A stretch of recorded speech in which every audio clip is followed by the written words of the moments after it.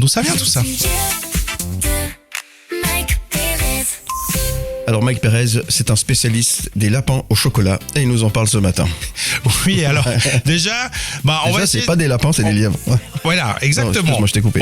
On va essayer déjà de comprendre d'où viennent toutes ces traditions. Je commence par l'œuf. Oui. Alors l'œuf, il a une longue histoire parce qu'en fait, déjà bien avant le christianisme, l'œuf était un symbole universel de vie, de renaissance et de printemps qui revient. Et les premières communautés chrétiennes l'ont récupéré pour symboliser la résurrection du Christ. Parce qu'on n'oublie pas que quand même Pâques, basiquement, c'est quand même ça. Quoi, c'est ça, bien sûr. Et puis pendant longtemps, comme on n'avait pas le droit de manger des œufs pendant le carême, eh bien on les offrait en cadeau le jour de Pâques. Donc voilà, l'origine des œufs, elle vient de là. En ce qui concerne le lapin, c'est un peu plus, on va dire... c'est pas la même religion. Voilà, on sait pas trop d'où ça vient, mais disons que ce qui revient le plus souvent, c'est que on remonte au folklore germanique, et là il y a une déesse du printemps qui s'appelait Ostara, et c'est son nom d'ailleurs qui a donné le Easter en anglais. Et cette déesse, elle avait pour symbole le lièvre. C'est un animal de fertilité, de l'abondance, du renouveau. Et les immigrants allemands ont ensuite apporté cette tradition aux États-Unis au XVIIIe siècle. Et le lièvre de Pâques, donc, cachait des œufs colorés pour les enfants. Et c'est de là que le mythe s'est répandu dans le monde entier. On a juste remplacé le lièvre par le lapin, finalement. Mais voilà, basiquement, on est dans cette idée-là. C'est ça. Et puis, le chocolat maintenant. Oui, alors. Parce que là, le chocolat, alors c'est un peu plus récent. Ça vient de chez nous, ça, non? Oui, alors entre autres, au 19e siècle, il y a des chocolatiers, que ce soit en Suisse, en France ou en Belgique, où on fait aussi beaucoup de chocolat. Mais on s'est dit, tiens, on pourrait mouler du chocolat en forme d'œuf pour symboliser un peu Pâques. Et puis, on offre ça, effectivement, comme cadeau de Pâques. Donc voilà. Après, ça s'est répandu. De là, on a commencé à faire aussi des lapins. C'est ce qu'on voit aujourd'hui dans tous les magasins. Il faut savoir que Pâques, c'est la deuxième fête la plus importante pour les chocolatiers en termes de production, de consommation et évidemment donc de vente pour l'industrie du chocolat, juste derrière Noël. D'accord. Et puis, il y a une dernière chose dont je voulais parler, ce sont les cloches. Alors, les cloches, on n'en parle pas beaucoup en Suisse, mais c'est un peu plus répandu dans nos pays voisins, notamment en France. Et pourtant, on en a des cloches chez nous. Oui, alors plus qu'on en pense. Elles ne résonnent pas toujours, d'ailleurs. Alors, la tradition dit qu'en fait, les cloches des églises, elles se taisaient du vendredi saint jusqu'au dimanche de Pâques, en signe de deuil. Et selon la légende, ces cloches, en fait, elles s'envolaient à Rome, elles se faisaient bénir par le pape, et ensuite elles revenaient en semant des œufs et du chocolat sur leur passage. Donc voilà, c'est de là que vient ce mythe, cette tradition aussi des cloches volantes. Mais voilà, une fois encore, ça, c'est peu présent en Suisse, c'est un peu plus dans les pays voisins. C'est vrai qu'on entend un peu moins parler de ça, effectivement, chez nous.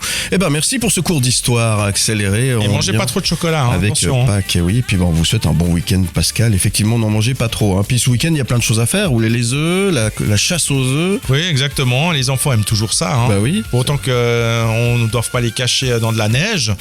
Oui, on n'espère pas. Effectivement. Merci Mike Perez. Tout à l'heure, on va parler de Winnie l'ourson. Oui, il fête ses 100 ans et on va lui rendre hommage. Et lui, il ne mange pas d'œufs. Bienvenue dans le Morax Show. Rendez avec plus. Coup de fil de Morax. Le coup de fil de Morax. Très bonne matinée, merci d'être avec nous. Comme promis, on vous parle musique et on vous parle d'un rendez-vous qu'on vous donne ce week-end de Pâques, ce week-end pascal. Ça se passe du côté d'Yverdon au Cubus qui accueille la tribute de Daft Punk. Pour en parler, je reçois Sébastien Joly qui est avec nous. Salut Seb. Salut Philippe. Merci d'être avec nous. Alors Seb, il a deux casquettes. Il a la casquette de musicien parce qu'il joue dans ce tribute. Et puis il a la casquette d'organisateur aussi de cet événement. Immanquable, les Daft Punk en tribute ce week-end, ce vendredi 3 du côté d'Yverdon. Ça le fait, non ? Ouais, c'est un gros projet parce qu'on s'attaque encore une fois à une pointure de la musique, musique électro, la French Touch. Puis c'est là où on allie aussi la musique électronique. Mais par contre, c'est ce qu'ils ont jamais fait, c'est qu'on a ajouté 3 musiciens live en plus. Donc c'est le Live Band Experience. Ouais. Donc on a les deux DJ qui ont les mêmes costumes que les Daft Punk. Ils se connaissent. D'accord. On n'a pas le droit de dire non plus qui c'est en dessous pour la légende. Et puis en plus 3 musiciens, basse, batterie et guitare. Ah, très bien. Et toi à la batterie, voilà, rappelons-le. Voilà, moi je serai à la batterie, il y a Ouais. Boris Depiante à la guitare, c'est quand même un guitariste incroyable, entre autres Monkey 3, et puis ce sera Pascal Macheret à la basse. C'est un peu l'équipe, un peu la Dream Team. D'accord. Donc c'est vrai qu'on pourrait penser, allez, le tribute de Daft Punk, c'est bon, ils ont mis 2 casques de moto et puis ils vont faire semblant. Là non, c'est du sérieux, c'est du vrai, c'est pour de bon, quoi. Ouais, non, c'est un gros travail parce que justement, forcément, on va dénaturer un tout petit peu le son original, mais on a voulu quand même rester au plus proche en voulant amener ce côté rock qu'avaient les Daft Punk, et puis mais tout en gardant l'esprit. Donc c'est vraiment un gros challenge. Bon, alors évidemment là ça va déchirer grave comme on dit, hein, les gens vont en prendre plein la poire. C'est le vendredi 3 avril et ça se passe au Cubus à Yverdon. Tu conseilles de réserver à l'avance? Qu'est-ce que tu nous conseilles? Oui, c'est mieux, hein. Ouais, alors je vous conseille de réserver à l'avance, même pour ceux qui tapent Seb Joly sur Facebook. Il y a un code promo pour les 25 premiers que je voulais offrir justement via aussi l'émission. Et voilà, puis le Cubus, on rappelle, hein, c'est une salle immersive 360 degrés. Il y a de la vidéo partout. Voilà, donc on est encore dans un show immersif avec quelque chose qui s'est pas fait encore. Donc oui, il faut venir, absolument. On va sur le site cubus.suisse. Cubus.suisse, tout simplement. Exactement. Tout simplement, effectivement. Et puis sur ton Facebook, tu l'as dit, 25% de moins. Donc profitez effectivement et vous allez en prendre plein les yeux, plein les oreilles et vous allez passer un moment extraordinaire. Le tribute de Daft Punk donc au Cubus à Yverdon, c'est ce vendredi 3 avril. Merci Seb, qu'est-ce qu'on peut te souhaiter? Merci Philippe, que ça marche et puis qu'on se retrouve sur les routes, sur les scènes suisses, mais cet été, je crois, et ce printemps, même jusqu'à cet hiver, je crois qu'on va pas mal se croiser. Bienvenue dans le Morax Show. En DAB+. Le coup de fil de Morax. Le coup de fil de Morax. Chaque année à Pâques, Lausanne devient la capitale suisse de la pop culture. Cosplay, manga, jeux vidéo, invités internationaux. Polymanga attire des milliers de passionnés au Palais de Beaulieu à Lausanne. Derrière cet événement incontournable, un homme, David Heim, qui est avec nous. C'est son fondateur. Bonjour David. Salut Morax. Merci d'être là. Tu es avec nous aujourd'hui pour nous parler de ce festival devenu culte. T'es très attendu. C'est un événement très attendu, mais c'est surtout la 20e édition. Comme d'habitude, c'est une programmation très festive avec plus de 40 invités. Et puis des invités qui sont reliés à l'actualité. On a un nouvel Oscarisé, Andrew Choi, donc qui a été Oscarisé dans le cadre de K-pop Demon Hunters. Et donc Andrew Choi, c'est la voix originale de Jinwoo. Alors effectivement, il y a toute la pop culture japonaise avec le manga, avec Mika Kobayashi, donc la chanteuse de l'Attaque des Titans, avec Mairo Maeda, donc qui est un monstre de l'animation donc dans le studio Kara avec notamment Evangelion. Et puis ça fait maintenant 2 ans qu'on s'intéresse plus particulièrement aussi à la K-pop et cette année donc on a Gao qui est un chanteur hyper connu qui est relié en fait à tout ce qui est les dramas. Tu sais, les dramas c'est les séries coréennes, les K-dramas.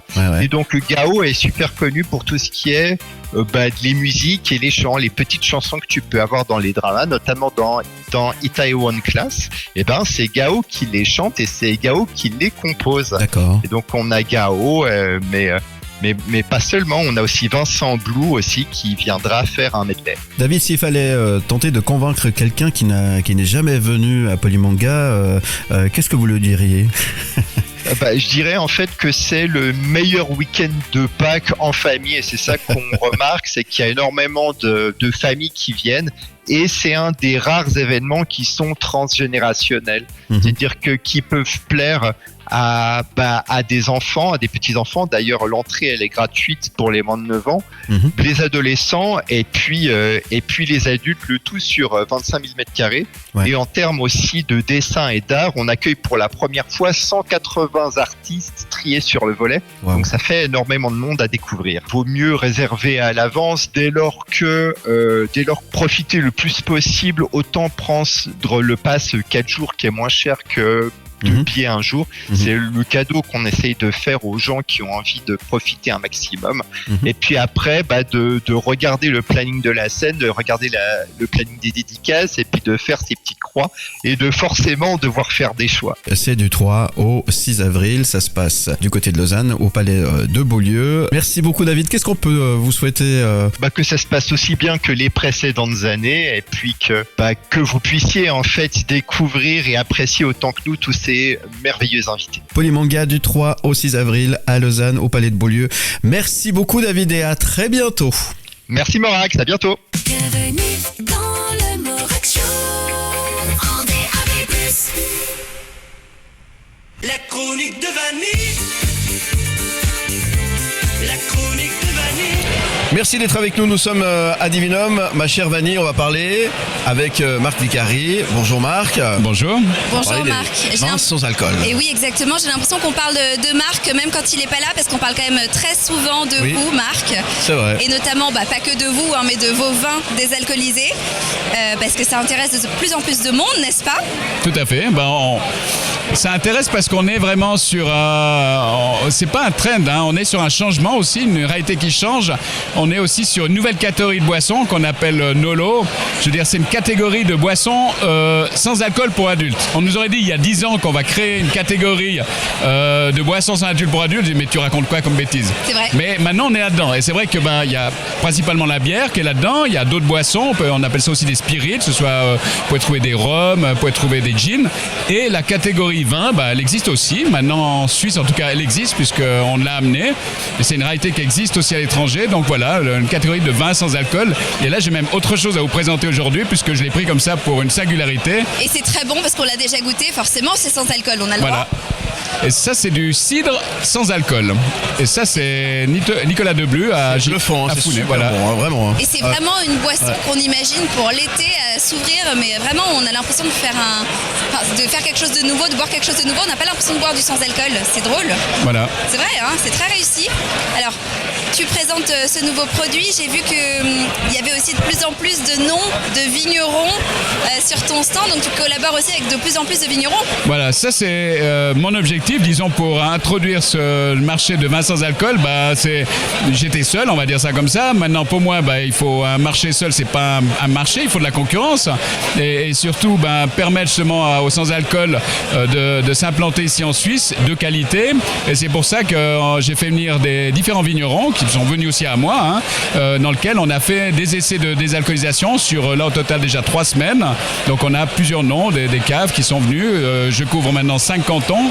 Et l'objectif, c'est bien sûr, c'est de donner la possibilité à l'accès au sans-alcool à le maximum de producteurs. Donc là, aujourd'hui, on est à peu près 17 producteurs à faire du sans-alcool, en tout cas qui sont passés par nos services. Mais vous verrez, dans Divinum, dans 3 ans, 5 ans, je pense qu'il y aura à peu près 30% des producteurs ici qui, sur leur stand, auront du sans-alcool. Tu vas pouvoir déguster leur blanc, leur rouge, leur mousseux et leur sans-alcool. On l'a bien compris, c'est bien perçu par le public. Les professionnels, est-ce qu'il y a encore aujourd'hui une espèce de réticence, des questionnements, est-ce que ça s'est démocratisé Alors moi, les questionnements, surtout les professionnels, j'adore, parce que le seul moyen de pouvoir les embarquer, c'est de les faire déguster, parce que c'est comme ça. Et les a priori, moi j'adore aussi, parce que plus il y a d'a priori, plus c'est sympathique après de leur faire déguster, de les mettre devant un fait accompli que ils peuvent pas dire que c'est mauvais, ils peuvent dire qu'ils sont même surpris. Et le déçu en bien, j'arrête pas de l'entendre. Donc le meilleur moyen pour ceux qui connaissent pas le sans-alcool, en tout cas celui dans lequel nous on a la possibilité d'accompagner, c'est de goûter, puis de voir en vérité, il y a un intérêt, c'est bon, et pourquoi pas. Principal, en tout cas la recette pour faire vraiment quelque chose de bon, il faut au départ un bon produit. Si tu as un bon produit, nous on a le bon système, un bon accompagnement, et on arrive à faire des choses vraiment intéressantes. Alors, dans ce contexte qui est un peu compliqué pour les vignerons, on va dire dans la tradition, aujourd'hui, est-ce que dans le domaine du sans-alcool, est-ce que finalement c'est aussi quelque chose qui est un peu compliqué, surtout quand il y a cette démarche de lancer un nouveau produit. Oui. Quel est ton regard par rapport à ça? Alors, le regard, pour moi, c'est positif. C'est une valorisation viticole. Donc, ça veut dire que le vigneron, lui, c'est clair qu'il a ses produits traditionnels, qu'il faut qu'il continue à qu'il les fasse, et de communiquer autour.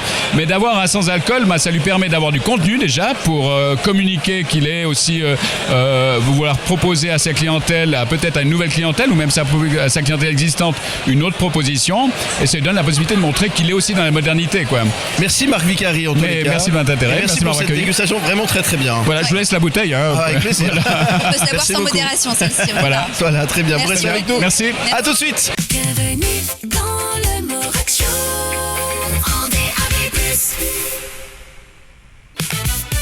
Les infos sportives de Mike Perry. Très ok même, puisqu'on va parler du match de ce soir. Et quelle rencontre incroyable. Très attendu ce soir. Ouais, tu sais que ce play-off là entre Lausanne et Genève, c'est la folie. Hein. Ouais, ça commence à énerver tout le monde. Hein. Oui, oui, De oui. l'autre. Hein. Tout le monde est un peu sur les nerfs. Oui, oui, ça c'est sûr. Et ça m'énerve aussi. Hein. C'est une série qui est extrêmement disputée, qui joue un tout petit peu avec les nerfs des gens, avec les émotions de tout le monde. On savait que ça allait être tendu. Alors, on avait eu d'ailleurs 2 premiers matchs qui étaient un peu limite d'ailleurs au niveau de l'agressivité et tout. Et puis, il y avait de l'intensité. On s'est dit, bon, ça va finir par se calmer un petit peu. Ça s'est heureusement calmé. Pas forcément dans les gradins, hein, parce que si tu te rappelles, la semaine dernière, il y a eu quelques petits incidents à la Vaudoise Arena après le match entre les supporters. Alors, bon, malheureusement, ça arrive de temps en temps. Mais voilà, sur la glace, au moins, c'est devenu un peu plus correct. Et sur les rails, rien du tout. Non. Bon, ça, c'était les footeux qui avaient mis le feu à cet aiguillage, à ce poste d'aiguillage à Lausanne. Ça, c'était pas ultra bien. Non. C'est pas très malin. Ouais. Mais bon. Donc là, avant-hier, Lausanne avait l'opportunité de boucler l'affaire, de se qualifier en gagnant, en jouant à la maison et en gagnant ce match. Et ça avait super bien commencé d'ailleurs, hein, puisque Lausanne menait 3-0. Donc là, à ce moment-là, il y a un peu tout le monde. J'avoue que moi aussi, je me suis dit, c'est bon, ils ont fait le plus difficile, ça va être ok. C'est le cas de le dire. Et ils vont réussir à se qualifier. Eh ben non. Résultat des courses, Genève est revenu dans le match. 3-1, 3-2, 3-3 tout d'un coup. Et puis on est allé en prolongation. Et en prolongation, c'est Genève qui a réussi à s'imposer. Donc, on aura droit à un 7e match décisif. Là, ce sera le dernier. Hein. Il n'y en aura pas d'autre. Hein. Celui qui gagne, voilà. Bon. Celui qui gagne passe en demi-finale. Celui qui perd, il a fini sa saison. C'est quoi, ils se sont relâchés trop vite? C'est quoi? J'ai pas suivi le match. Écoute, moi je te propose en fait d'écouter les protagonistes. C'est eux qui peuvent nous dire le mieux ce qui s'est passé. Ouais.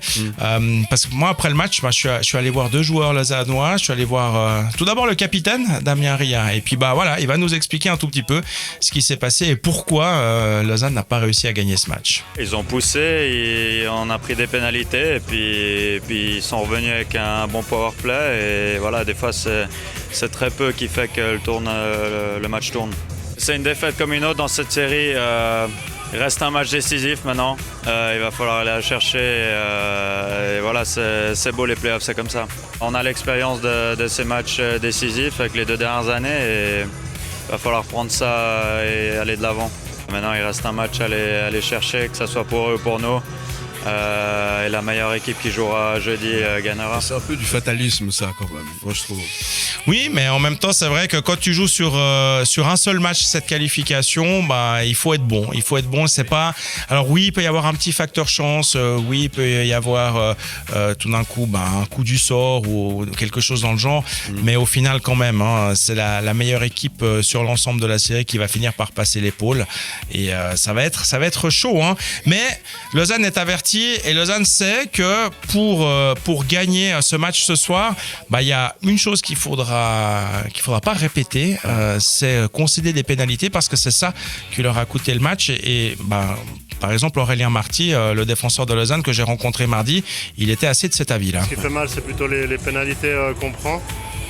Je pense que dans l'ensemble du match, sinon on est dedans à 55, on joue bien, on se crée des chances, on arrive à jouer avec de la vitesse, mais ces pénalités elles nous font clairement mal ce soir. Avec la qualité qu'ils ont en face, tu peux pas donner autant de powerplay, surtout pas à la maison. Donc voilà, on sait que ça peut aller vite dans le hockey. Je pense que le 3-1 il nous fait mal, mais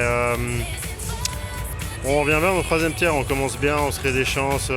Comme j'ai dit, ils ont réussi à marquer sur leur powerplay. je pense que je vais le redire plusieurs fois, mais ces pénalités, elles font mal ce soir. Ouais. Elles font sérieusement mal même. Bah, quand tu joues à 4 contre 5, c'est toujours plus compliqué. Et Lausanne a retenu la leçon. Ceci dit, au premier tiers-temps, Genève avait concédé des pénalités et ils étaient menés au score. Et à l'interview faite en direct à la télévision par le capitaine de Genève Servette, par Noah Rod, il disait on doit justement faire attention à ça, on doit être plus discipliné.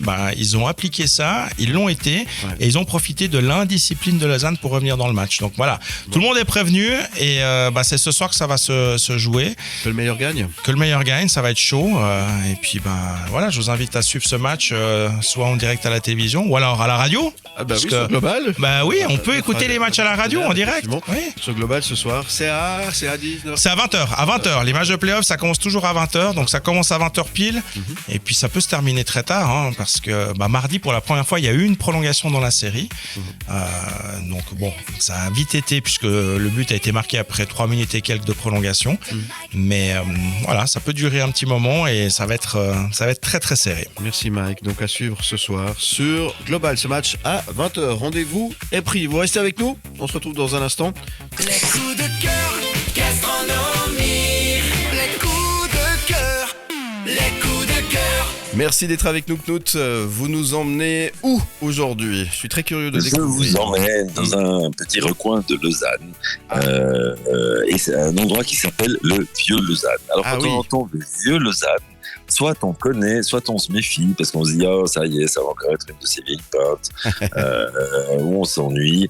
Et d'autant plus quand on apprend que c'est le fief des Helvétiens, vous savez, cette société estudiantine qui est basée là. Alors on se dit aussi, est-ce que ce n'est pas peut-être un peu ringard? Eh bien, pas du tout, parce que au deuxième étage des Helvétiens, au premier étage, il y a un bar, Girafe Bar, qui se prolonge et était une magnifique terrasse au pied de la cathédrale. Et au rez, il y a ce restaurant. Vous savez, tous ceux qui passent à Lausanne derrière le Palais Trubine ont un moment d'émotion quand il y a un endroit où ça se resserre, il y a un pilier. Et bien voilà, c'est là, ça c'est le pilier qui protège le restaurant. Restaurant qui est très sympathique d'ailleurs, qui est composé d'une grande vieille salle avec des tout en bois, mais sympathique, et puis qui est prolongé par ce qui ressemble un petit peu à un long wagon de chemin de fer. Alors ce wagon de chemin de fer, c'est pas l'Orient Express pour autant, mais c'est plutôt l'Étoile du Nord en fait, si on prend des références au train, parce que figurez-vous que les patrons sont du Nord et que à la carte on trouve donc aussi du Gravelax et puis plein de choses qui viennent du Grand Nord. Si on n'aime pas le Nord, il y a toujours la Saule qui est entre deux, la Saule de Douvres. Elle est juste parfaite avec un beurre noisette.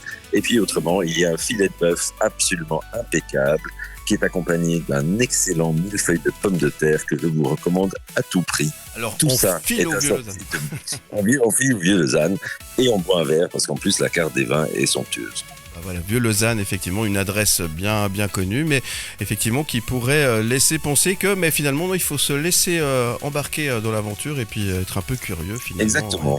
Alors, la seule chose, c'est que les prix sont bien sentis, donc il faut quand même savoir que ça va pas être le repas le moins cher de l'année, mais c'est pas non plus délirant et surtout c'est tellement bon. Merci beaucoup, mon cher Knut Schwander. On vous souhaite de bonnes fêtes de Pâques. Mais à vous aussi, et puis au plaisir de vous retrouver. Après Pâques. Après Pâques, évidemment, pour de nouvelles aventures gastronomiques. Je vous souhaite une très belle journée. Merci Knut et un bon appétit.